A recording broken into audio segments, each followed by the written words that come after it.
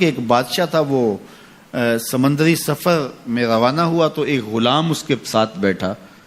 تو جب وہ کشتی ڈولتی تھی، ہچکولے کھاتی تھی تو وہ چیخے مارتا تھا، تو کشتی والوں کا سکون برباد ہو گیا. ایک دانا شخص تھا، اس نے کہا بادشاہ اگر آپ اجازت دیں تو میں اس کو چپ کرواؤں. اس نے کہا یہ تو کمال مہربانی ہوگی. تو اس نے دو نوجوانوں کو کہا کہ اس کو ذرا ہاتھوں سے پاؤں سے پکڑ کر کے پانی میں غوطے دو. تو اس کو پانی میں پھینکا، جب وہ ڈوبنے لگا نکالا اور کشتی میں بٹھایا. وہ چپ کر کے بیٹھ گیا، اب کوئی چیختا نہیں ہے.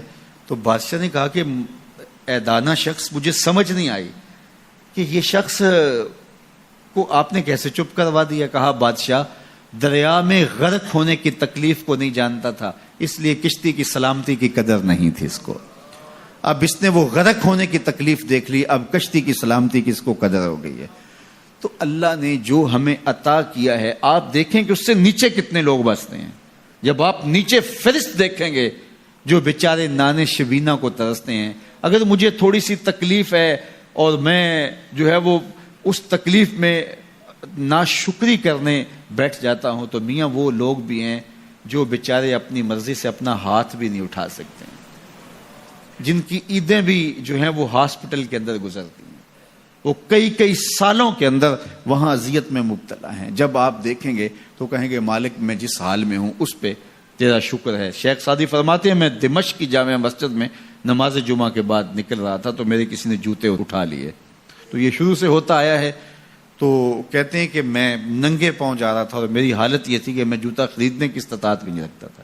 تو میں دل میں شکوہ گناہ تھا کہ اتنا بڑا لوگ تجھے امام سمجھتے ہیں اور تیری یہ مالی پوزیشن کہ جوتے بھی نہیں خرید سکتا. تو آگے میں نے دیکھا ایک شخص تھا جس کے پاؤں ہی نہیں تھے اور وہ رینگتا ہوا آ رہا تھا. میں فوراً سجدہ ریز ہو گیا، مالک شکر ہے تو نے پاؤں تو عطا کیے، جوتے آج نہیں تو کل نصیب ہو جائیں گے. تو جو میسر ہے اس کی قدر سیکھو، جو میسر نہیں ہے اس کی جلن میں اپنے آپ کو جلانے کی کوشش نہ کرو، تو زندگی سوکھی ہو جائے گی. یہ ضابطہ میرے حضور نے دیا.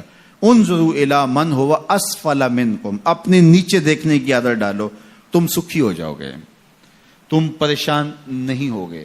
لیکن اگر شوق ہو تمہیں اوپر دیکھنے کا تو فرمایا پھر دین میں جو اپنے سے اوپر ہے ان کو دیکھو.